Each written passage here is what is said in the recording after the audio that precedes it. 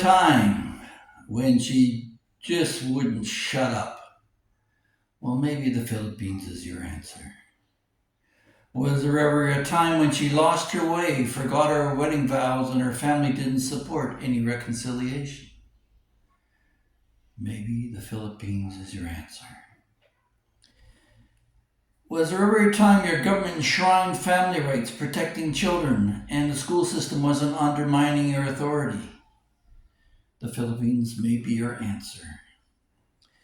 Was there ever a time when you didn't need a car, could simply walk to the store, public services, and the like, and traffic wasn't your concern? The Philippines may be your answer. Was there ever a time when basic life necessities like food, shelter, and cost of living remained within your control? The Philippines may be your answer. Was there ever a time when it didn't snow in the winter and you didn't have to shovel salt or sand or risk breaking a hip on the ice or go broke on your heating bills, maybe even choosing between heat or food? The Philippines may be your answer. Was there ever a time when you could afford to self-insure, not relying on a broken healthcare system? And if you would lose everything, you could still start all over. The Philippines may be your answer. Was there ever a time when your nieces and nephews and family members sought your blessings, where whole lineups would step aside and allow you to proceed, and the only pronoun you concerned yourself with sir or po? The Philippines may be your answer. It's a common scenario in the West that wedding vows are falling apart. It wasn't like she didn't intend to love, honor, and cherish you until death do part. It was just that you didn't die at the time frame she figured. And all of us know the old adage that a woman has the right to change her mind. Well, somehow that precludes what a man wants. Well, what do you want? Peace? Honor? Respect? Loyalty? Love would be a great bonus, but let's start with the first four. And if you get all five fingers, I've got to hand it to you.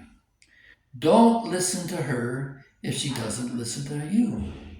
If she's controlled the kids to her way of thinking, being as the woman is more likely to have spent more time with them, that's okay. Accept that reality for not only her and the kids, but also for your own peace of mind. Look forward, not back. There's a reason why rearview mirrors are so small in our cars and the windshields are so big. Focus on the amazing road ahead of you. Deposit the past into memories you can learn from and move on. Be someone you would want to take care of. For a man who forgets to take care of himself can lose more than himself. You'll end up losing not only your self-respect, but the respect and legacy you worked so hard to attain. Now, that's not all I'm saying here. I'm not saying that the Philippines is the answer for everyone, but certainly there are attributes of the Philippine society that are markedly different from what they are in the West. Their constitution is written on the premise that family is most important, and so it should be for any man. But unfortunately, with the rise of the feminist movement and uh, the fact that it was shanghaied by the lesbian movement and radical ways of thinking that aren't really feminine at all, women like to compete with other women, and so they should, as men should compete with other men. But now in the West, women, unfortunately, in large part, have decided that they are the architects of all their dreams and accomplishments, giving very little tribute to the men who stood by them during that time, and abandoned, in many cases, the men that helped them get where they want to be. But you don't have time to worry about betrayal. You have one life to live. And if she's telling you or suggesting to you that maybe you should just disappear get lost, take a hike, jump off a cliff. Listen to what she's saying, but make sure that cliff is a very small cliff. The difference between the loading dock and the plane entry, so that you can step away and fly away to new lands and discover new things. Now, change is one of the most traumatic and stressful things in your life. But with change comes opportunity. With change, you're going to find new ways of not only treating the world but treating yourself. And Southeast Asia may not be your answer. But for a lot of men, the idea of respect and faith does come into bear. And so that's where the respect comes into play. And a woman simply falls silent, what they call tempo here. She's upset with you. And that gives you a few days to mellow out and figure out what the problem is. You can pace your life here easier.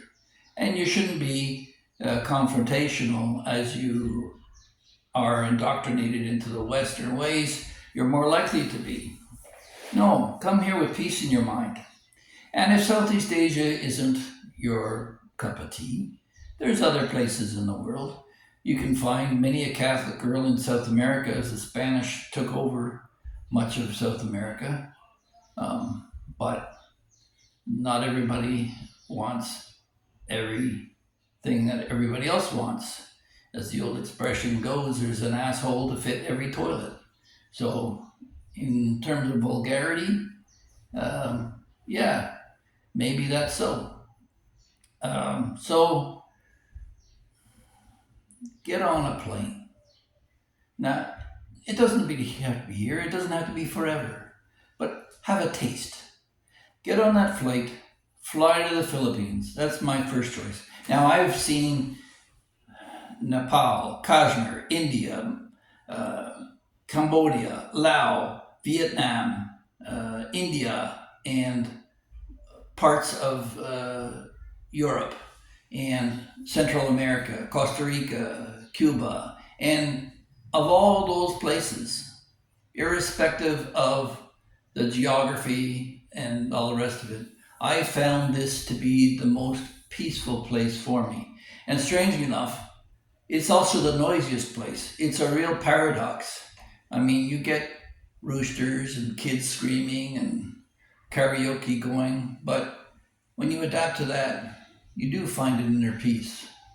Because there's the 3 A's here in Asia. You accept, you adapt, and you assimilate. And if you can do those things step by step, the first part is accepting, you find peace. And then the adaptation is how you can interface your own experience with what you're experiencing now. And then eventually you'll simply assimilate and this will become who you are.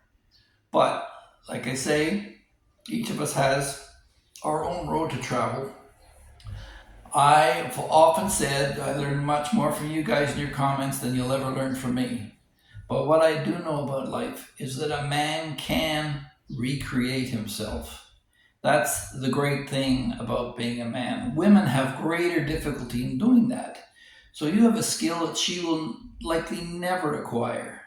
You'll see very few women in Southeast Asia looking for a mate. You'll see very few women who will simply sell their home, pack up, and go somewhere on their own on a new adventure. It's not that it doesn't happen, but it's extremely rare. It's something that's more a man is inclined to do.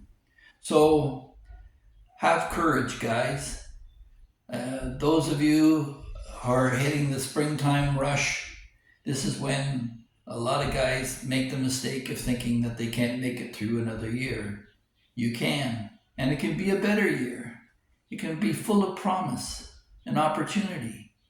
I'm not saying you have to come here and open a business or be some sort of authority and have to find a dominant role. No, it's time for you to retire It's time for you to find peace. And I'm not going to sit here and argue with every other blogger on the block or what they're doing or they aren't doing right. Maybe I'll point it out. In the end, this is my channel. It's about me, and that's what you hear.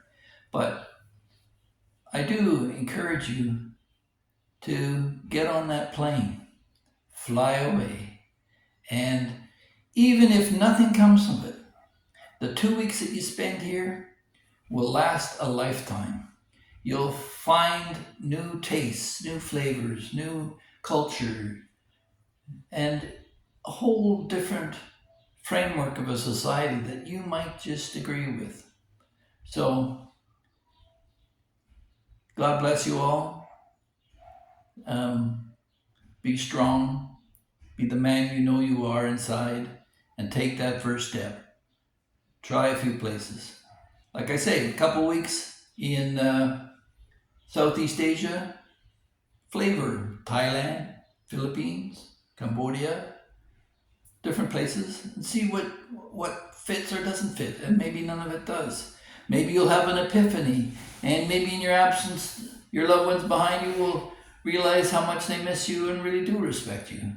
I'm not holding my breath for that one, but this is about you. This is about your time. You worked hard all your life.